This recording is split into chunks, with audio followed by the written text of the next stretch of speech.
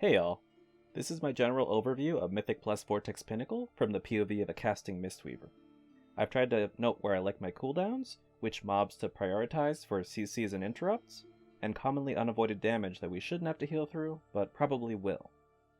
Wild Vortex casts Wind Bolt on random players, but your priority interrupt is Cyclone, especially since it might potentially pick a healer and banish them for a few seconds at a time when healing is desperately needed. Gust soldiers charge at random targets, applying a magic dot which will keep you busy dispelling, especially on the packs across the bridge that have more than one. Just be ready to heal through this dot if your dispel is on cooldown. Armored Mistrals cast Pressurized Blast in a radius around them, which should be pretty easy to walk out of, but if you do get hit, it tosses you high in the air, dealing massive damage plus additional fall damage. Lurking Tempests go dormant whenever anyone's close enough and facing directly at them, otherwise they'll attempt to cast Lethal Current, which does a ton of group damage. Watching these guys is probably going to end up being a job for the healer or tank, realistically. Cloud Princes start up a 4-second channel called Turbulence, which does group damage and pushes everyone back for the duration. This shouldn't be too hard to heal if you're expecting it, but it might be a good idea to get in close beforehand so you can continue casting heals for the entire push without having to reposition, since it doesn't interrupt spellcasting. They also spawn giant wind circles that blow up a couple moments later, dealing massive damage and knocking back anyone that gets hit. Dodge these carefully, especially during the pushback when they can easily knock you off the side. There are only 2 packs with Cloud Princes, but the second one is absolutely worse since it's a double, so save cooldowns for there. Grand Vizier Urtan is a fairly simple fight. 3 seconds after you engage her, cyclones begin to orbit her at mid-distance, sending out lesser cyclone fragments to keep you busy dodging. Otherwise, she spams an interruptible lightning bolt on random players and summons lurking tempests along the edges of the room which you have to face. You'll want to make sure these are being watched regularly, because if they get a lethal current off, this is a very quick way to wipe. Occasionally, she draws her cyclones in, and you'll want to use the gaps between them to get out safely, especially if you're in melee. The lesser cyclone fragments, as well as the lurking tempests, despawn as soon as she starts to shield, leaving you free to focus 100% on healing for a few seconds once you're clear of those tornadoes. The whole group takes damage while she has her tornadoes drawn in, which only lasts a few seconds, so I imagine I'll be alternating Shaloon's Gift and Yu'lon to cover the damage each time this happens. Just watch out when they spiral out a few seconds later, since getting hit is really, really bad. After Urtan, Turbulent Squalls cast Storm Shields on themselves, which pulse for group damage until they're broken by DPS. And they also attempt to cast Cloudburst, which does a burst of very high group damage. You'll definitely want to interrupt or CC to prevent this, and Leg Sweep is perfect for that. Empyrean Assassins teleport behind random players, dealing minor splash damage within a small radius. Just be loosely spread to avoid this splash damage, but close enough to the fighting that they won't take forever to return. That way your DPS can keep cleaving.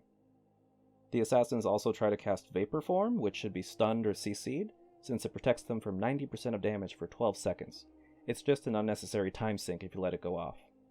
Storm Dragons periodically cast Icy Buffet, which slaps a 9-second dot on your whole group, and this hurts. I'd recommend alternating Yu'lon and Shaloons for these, and stand in the dragon's Healing Well, which heals you for 5% per second.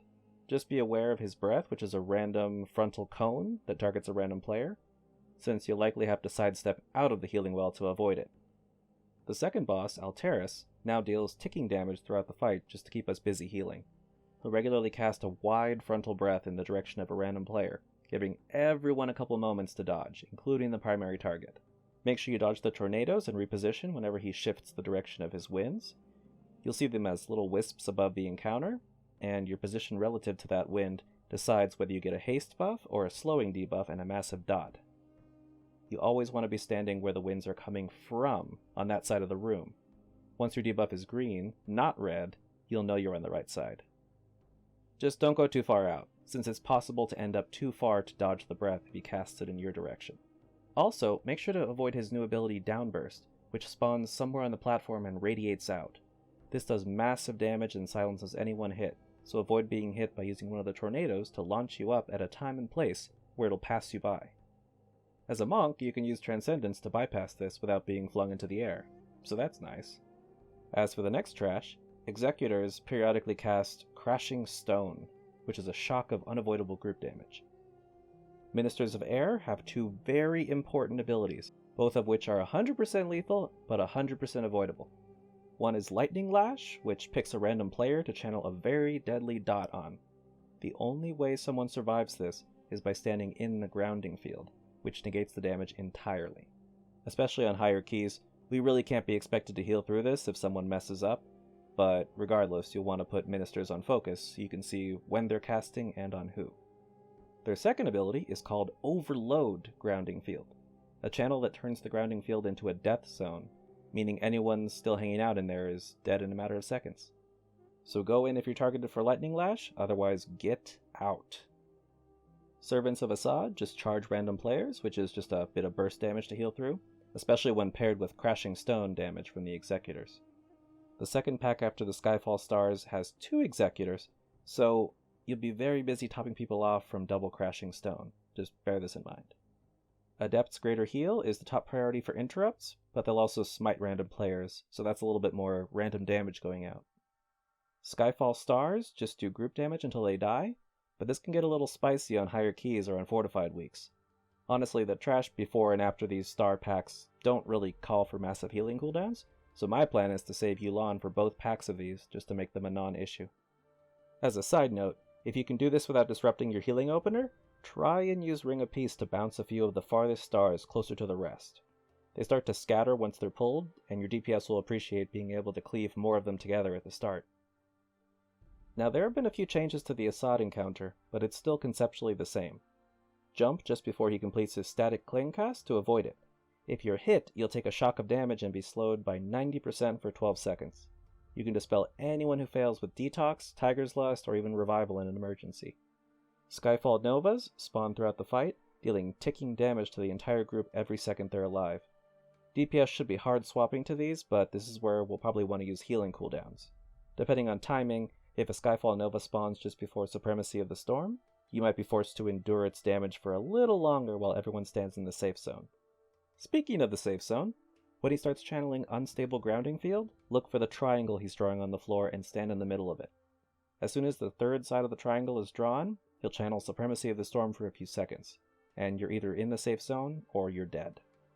He'll cast Chain Lightning right after, followed by Static Cling, otherwise his abilities are fairly spaced out.